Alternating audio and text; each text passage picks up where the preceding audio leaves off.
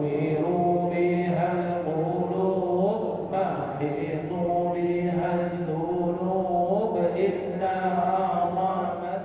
Assalamualaikum warahmatullahi wabarakatuh. Bismillah, alhamdulillah, wassalatu wassalamu ala rasulillah.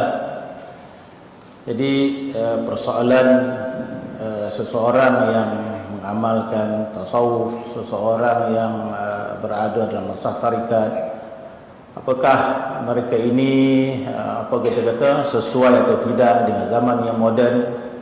Maka ianya adalah sesuai, ya, sesuai dengan setiap zaman dan masa dan tempat, sebagaimana sesuai Islam tersebut. Jadi agama Islam sesuai pada semua tempat, pada semua zaman dan sebagainya. Begitu juga ilmu tasawuf. Sebab itu dalam ilmu tasawuf adanya apa kita kata pengislahan sentiasa. Pengislahan tasawuf tarikat ini berlaku sepanjang masa. Ataupun dengan makna yang lain, mungkin ada kita melihat segala kekurangan, kepincangan pada pengamalnya, maka proses pengislahan itu berterusan, sehingga dalam tarikat tasawuf pun adanya teguran demi teguran terhadap pengamalan dan sebagainya, kepahamannya dan sebagainya.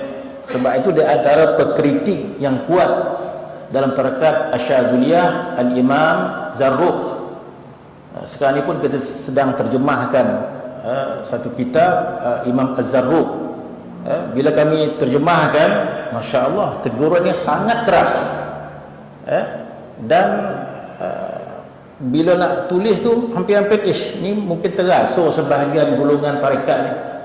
Tapi begitulah ulama menegaskan supaya tasawuf itu selari dengan ajaran yang sebenar, sehingga sedikitlah semasa saya tengok terjemahan itu, Syekh Zarruq mengatakan tarikan ini bukan pakaian yang tertentu, bukan warna yang tertentu, sehingga kita melihat mungkin ada sebahagian pengamalnya mereka mesti berpakaian yang tertentu, keadaan yang tertentu, sehingga tidak boleh masuk dalam masyarakat.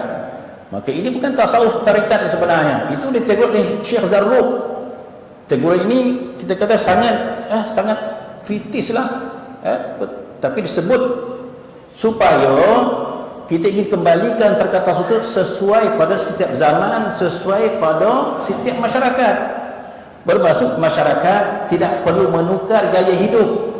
Sebab itu ketika Al-Imam Ibnu Athaillah Sakandari yang pada asal dia menentang tarikat tasawuf, beliau seorang ulama besar di Al-Azhar, tetapi ketika beliau ingin berada dalam madrasah tarikat tasawuf, berguru dengan Al-Imam Abu Abbas Al-Mursi, maka dia menjadikan beberapa soalan yang dijawab oleh Al-Imam Abu Abbas Al-Mursi dengan jawapan yang mencengangkan Al-Imam Ibnu Athaillah Sakandari.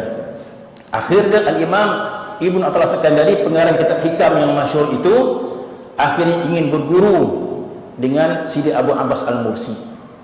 Maka ketika beliau ingin pergi belajar Sidi Abu Abbas Al-Mursi, maka dalam pemikirannya tertanya-tanya, apakah pakaian yang aku pakai? Sebab kalau ulama Al-Azhar jubahnya mahal, dia punya kopiah dia, Masya Allah, saya beli baru ni grade yang paling rendah 30 pound, 30 ringgit kan. Kalau yang mahal lagi mahal, Maka ketika Ibnu Athaillah Sakandari ingin belajar ilmu tasawuf, dia mengingat apakah pakaian yang perlu dipakai, apakah ada warna tertentu, serban yang tertentu, tertanya-tanya dia. Maka sampai kepada guru dia, maka Sidi Allah Mursi mengatakan arifillah. Arifillah. Apa maksud arifillah? Usahakan supaya kamu makrifat. Bagaimana ingin makrifat kepada Allah SWT? Tidak ada kaitan dengan pakaian. Makrifat kepada Allah SWT, kita sudi untuk duduk berzikir kepada Allah SWT, kita kawal hati kita untuk menumpu zikir kita kepada Allah SWT, mujahadah. Itu maksud arifillah wal bismasyid. Wahai Syekh, arifillah, usahakan untuk makrifat. Bermaksud orang yang masuk tarikat, apa yang perlu dilakukan? Orang yang berbai'ah dan sebagainya, apa yang dilakukan? Diberikan zikir, istiqamah zikir. Maka istiqamah zikir ni waktu itu mujahadah, sehingga kita dapat mencintai Allah Subhanahu wa taala, makrifat kepada Allah taala. Maka kata gurunya, wal bisma syit, pakailah apa yang kau nak pakai, jadi menutup aurat.